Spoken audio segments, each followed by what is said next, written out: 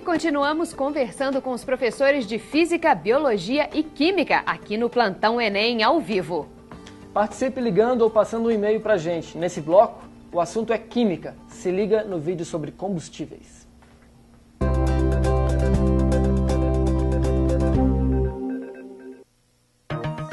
Usinas termoelétricas, transporte, indústrias, aquecimento doméstico.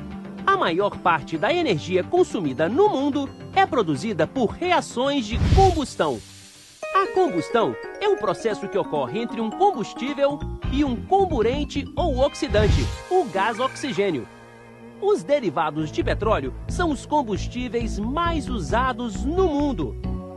No caso da gasolina e do etanol, usados para mover automóveis, a energia de ativação é fornecida por uma faísca elétrica emitida pela vela de ignição. Durante a combustão, ocorre liberação de energia na forma de calor. Os gases formados na câmara de combustão do motor expandem, movimentando eixos, que por sua vez transmitem energia para as rodas do veículo, fazendo o automóvel se movimentar. Para escolher o melhor combustível, é necessário comparar o calor gerado na combustão e o preço por litro de cada combustível. Mas também é necessário levar em conta o custo ambiental, verificando quais são os produtos liberados na combustão. Os combustíveis derivados do petróleo, além de liberar gás carbônico, CO2, para a atmosfera, ainda produzem monóxido de carbono, CO, gases de enxofre, SO, SO2 e SO3 e gases de nitrogênio, NO e NO2, que são altamente poluentes. O gás carbônico, que é um gás de efeito estufa, é responsável pelo aquecimento global. E os gases de enxofre e nitrogênio poluem o ar que respiramos e causam mudanças nos ciclos biogeoquímicos do planeta, como no caso da chuva ácida. O melhor combustível é aquele que produz mais calor e polui menos. Professora Marciana, essa questão dos combustíveis fósseis versus biocombustíveis, com o Brasil como um dos principais produtores, é uma questão forte para o Enem? Sim. Nas provas de 2009 e 2010, há questões com essa temática no contexto, e eu acredito que continuará agora também em 2011. Então, tem os biocombustíveis, tem uma questão, inclusive, que fala do aproveitamento do pó de café, que a gente joga no lixo para fazer biodiesel, né? Então, assim, são questões que aparecem com o contexto falando disso, né? Os biocombustíveis têm energia mais limpa, porque produzem CO2 também, mas não produzem os gases poluentes que os combustíveis de petróleo produzem. Então, acredito que essa é uma temática muito forte. Deve cair mesmo, né? Bem, professora Marciana, você acha que o Enem esse ano vai trazer questões de química pura, com fórmulas, tabelas periódicas, ou química envolvendo problemas ambientais, chuva ácida, efeito estufa? Tem alguma tendência aí para esse ano? Bom, eu acredito que questões que só de química, né, elas cobram conceitos de química sempre, né? E a química, ela tem um foco conceitual nas propriedades dos materiais, né, na constituição de que o material é feito e nas transformações químicas. Então, a gente vai ter questões que cobram alguma coisa, tem questões que cobram, por exemplo, as fórmulas, elas aparecem lá em geral, não cobra a fórmula. Mas equações simples, de combustão, por exemplo, né? A equação que representa a combustão, ela pode não aparecer e ser cobrado alguma coisa que tenha relação com ela. Por exemplo, qual é o produto, né, da reação, ou às vezes aparecem pequenos cálculos onde o menino tem que recorrer à tabela periódica para consultar sobre os valores das massas, e isso tem aparecido sim. Mas, em geral, são pequenos cálculos e eles não têm que saber as fórmulas de cor, mas têm que saber reconhecer os elementos, né, por meio da tabela e fazer a consulta das propriedades desses elementos, são metais, ametais, enfim. Né? Então, é preciso Vamos saber. aproveitar para responder uma pergunta de telespectador? Olha só, a professora Débora de Lavras quer saber se pode cair no Enem nomenclatura dos carbonos. Bom, nomenclatura deve ser dos derivados de carbono. A nomenclatura só não, e já faz muito tempo que não cai nem nas provas de vestibulares das universidades federais. Né? Então, a nomenclatura apenas não. Geralmente aparecem, nas questões, aparecem as fórmulas e os nomes. Né? O que pode cair é a respeito das propriedades desses materiais. Então, as propriedades dos compostos de carbono, as propriedades dos combustíveis, dos sabões. Tem uma questão de sabão. O sabão tem um sal orgânico e tem a propriedade de dissolver em água e em gordura, né? Quer dizer, ele dissolve a gordura. Então, esse tipo de questão é que vai cair. Então, é ficar atento às propriedades dos materiais mais do que às fórmulas né, tem que saber, então, é isso, as propriedades e o que acontece com eles. Relacionado aí com a combustão, né, que é, aproveitando a dica do vídeo aí, né, no caso da física, né, como o Enem é muito interdisciplinar, então eu acho que é interessante relacionar isso com as máquinas térmicas, né, por exemplo, né, entre outros temas relacionados, né, mas a máquina térmica, né, envolve alguns conceitos físicos importantes aí, que é de energia interna, de calor e de trabalho, né, através da primeira lei da termodinâmica e também da segunda lei da termodinâmica. A segunda lei da termodinâmica é relacionada exclusivamente às máquinas térmicas e tem a ver com as trocas de calor entre o ambiente, né, e a própria máquina, né, e a realização de trabalho. E um conceito também que é muito pertinente no Enem é a questão do rendimento das máquinas, né?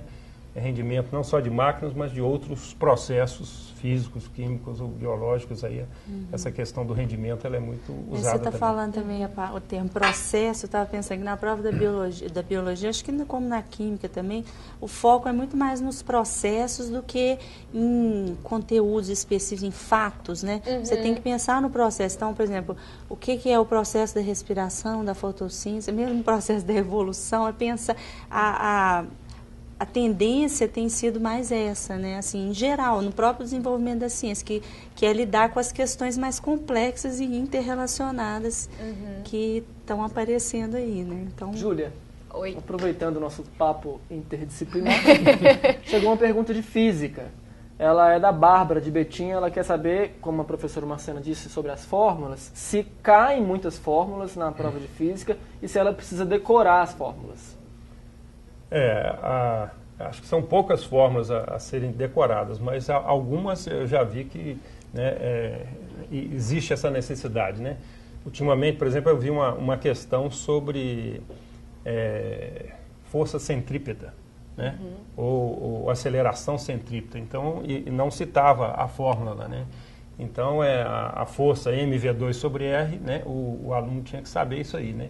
Então, são coisas básicas da física, né, que a energia potencial, energia cinética, né, algumas formas de tanto o aluno usar, ele acaba incorporando, né, isso mas é importante utilizar, né, as fórmulas, né. Mais perguntas Mais aí, uma Rafa? pergunta agora de química, é do Arthur de BH, que pede uma dica de como balancear as equações químicas. Bom, o balanceamento de equações químicas, que pode, né, cair no caso de ter uma descrição de uma transformação que não aparece na prova, e ele tem que escrever essa equação, o balanceamento é feito por tentativa, sempre. Não caem questões que envolvam um balanceamento mais sofisticado, não, oxirredução, enfim, pelo menos o que eu tenho visto.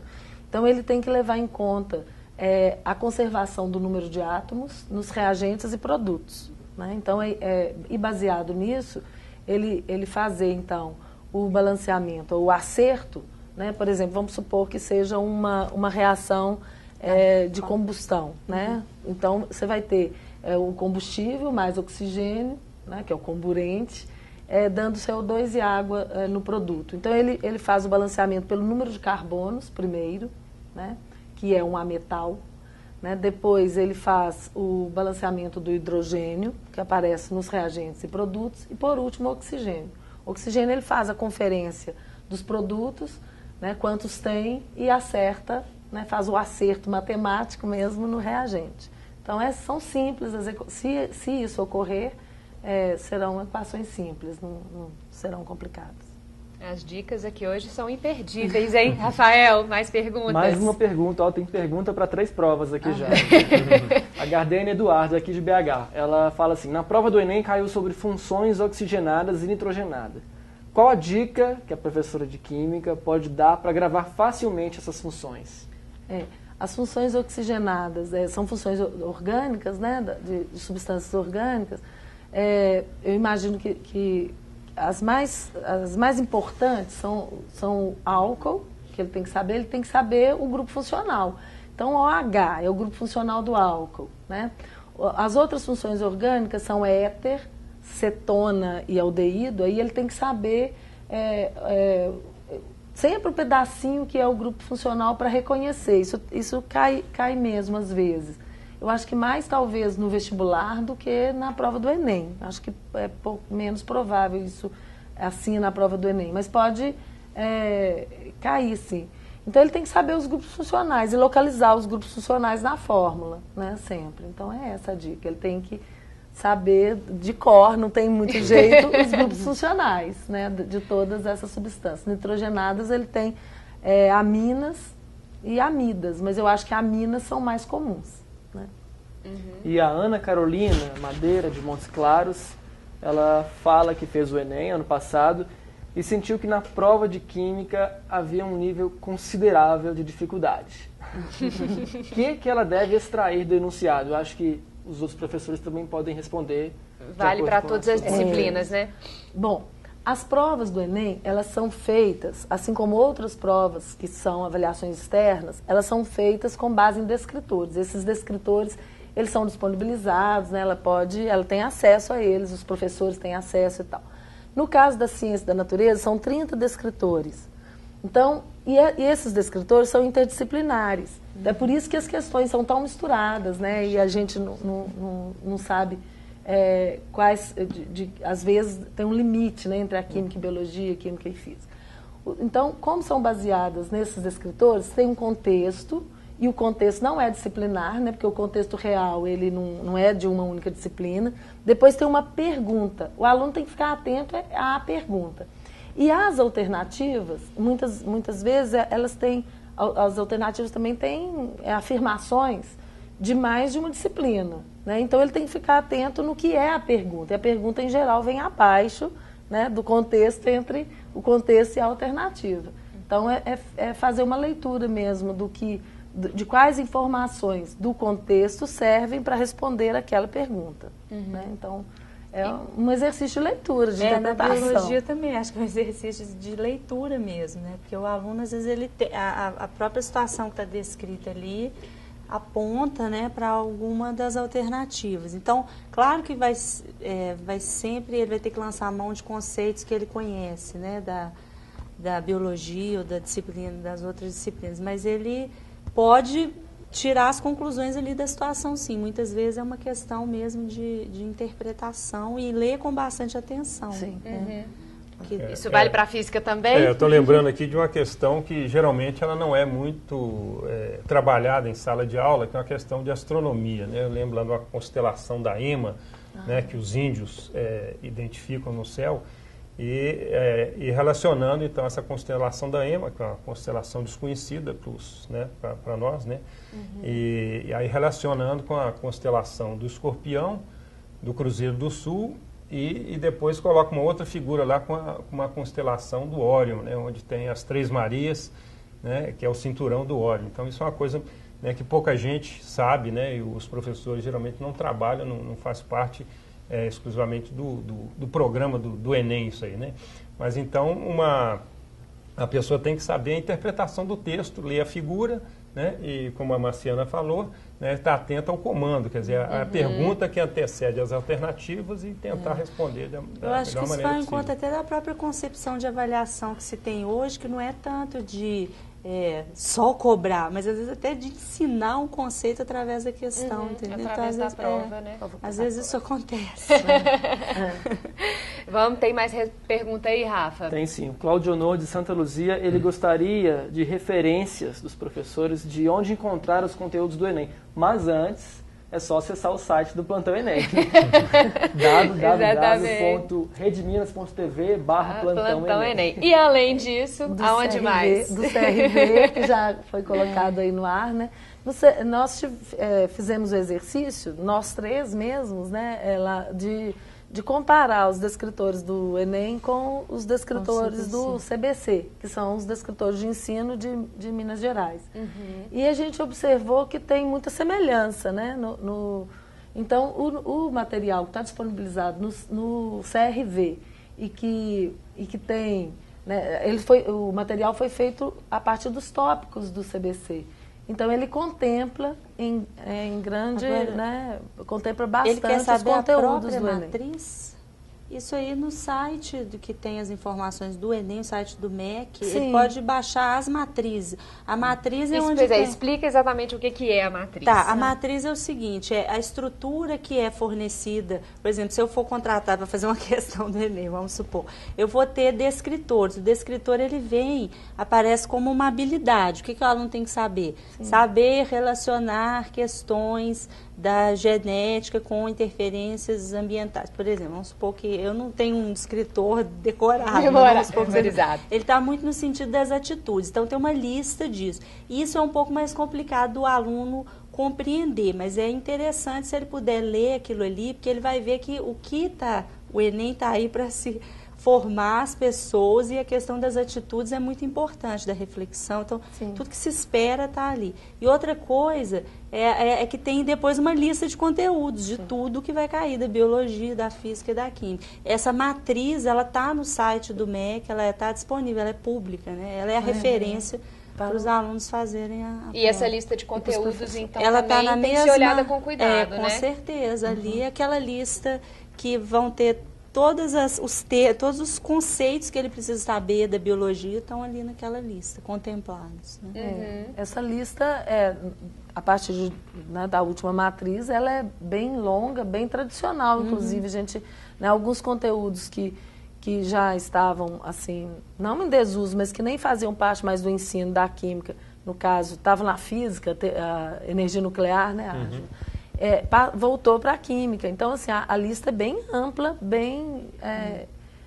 ou seja, pode cair tudo lá, né? Mas as provas têm demonstrado que, apesar de que a lista é grande dos conteúdos, as questões têm sido mais de uma abordagem contextualizada. Agora, ele pode jogar, se não quiser, no site do MEC, matriz curricular de ciências naturais do Enem. Importante, né, vai achar isso aí. E prestar atenção que tem que ser a de 2009, desse ano, né? Quer dizer assim, mas a matriz nova, é a que orientou 2011. As provas de 2009, 2010 é a mesma, né, que está aqui para 2011. Ok. Gente, muito obrigada, professora Marciana, professora Arjuna, professora Marina, pela participação de vocês. O nosso tempo acabou, mas a gente volta no próximo sábado às 10 da manhã. E lembre-se, todos os programas podem ser revistos na íntegra no site, que aliás tem muito conteúdo para ajudar você a estudar.